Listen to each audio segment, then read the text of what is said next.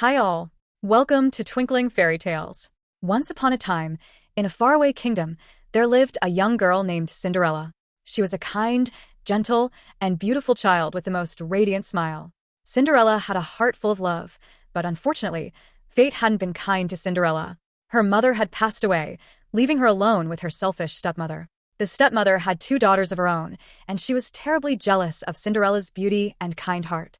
She treated Cinderella unfairly, making her do all the housework and dress in rags, while her own daughters wore fine clothes and lived in luxury. Despite the cruelty she faced, Cinderella remained kind and gentle, never letting her stepmother's unkindness change who she was. She would often seek comfort in the garden, talking to the birds and the animals, who had become her dearest friends.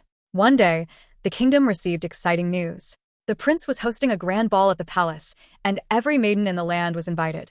Cinderella's stepsisters were overjoyed and spent weeks preparing their gowns and practicing their dance moves.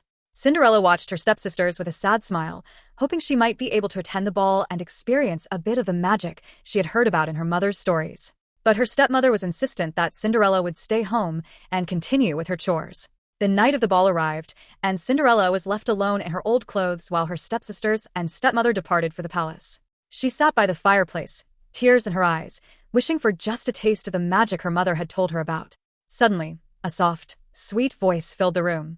It was her fairy godmother, a beautiful figure surrounded by a soft, glowing light.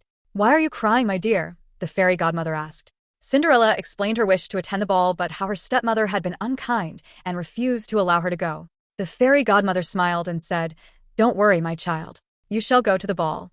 With a wave of her wand, Cinderella's rags were transformed into a stunning gown, and on her feet, she wore the most delicate glass slippers that sparkled like stars. Her fairy godmother turned a pumpkin into a magnificent carriage and mice into beautiful horses, so Cinderella could travel to the palace in style. Before she left, the fairy godmother gave Cinderella a piece of advice. "Remember, my dear, the magic will only last until midnight. When the clock strikes 12, you must leave the palace and return home." Cinderella thanked her fairy godmother and climbed into the magical carriage. As she arrived at the palace, she felt like a princess, her heart dancing with joy. The moment Cinderella entered the ballroom, the entire room fell silent. The prince, charmed by her beauty, approached her, and they danced together like a dream. Cinderella was the happiest she had ever been. But as the hours flew by, she suddenly heard the bells of the palace clock. The first stroke of midnight sent a shiver down her spine. She remembered her fairy godmother's warning and knew she must leave. Cinderella hurriedly said goodbye to the prince and fled from the palace. As she ran down the grand staircase, one of her glass slippers slipped off her foot. She didn't have time to retrieve it, and so, with only one glass slipper, she disappeared into the night. Cinderella's beautiful gown and glass slippers turned back into rags, leaving her with only the memory of the enchanting evening she had spent at the palace. The next day, the prince was determined to find the owner of the glass slipper. He and his attendants traveled throughout the kingdom, visiting every home to see if the slipper would fit any young maiden. When they arrived at Cinderella's cottage, her stepsisters eagerly tried to fit their feet into the glass slipper. But it was too small for them, and their feet simply couldn't squeeze in. Cinderella watched, hidden from view, as her stepsisters attempted to trick the prince. Then, she stepped forward and, with a hopeful heart, asked, "May I try?" The prince agreed, and as she placed her foot into the glass slipper, it fit perfectly. The prince's eyes lit up with joy as he realized he had found the maiden he had danced with at the ball. Cinderella's stepsisters were astonished and upset.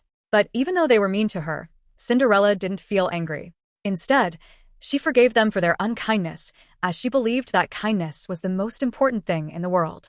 And so, Cinderella was reunited with the prince, and they lived happily ever after, proving that goodness, kindness, and a loving heart could overcome the challenges life may bring. Please like, share, and subscribe to our channel.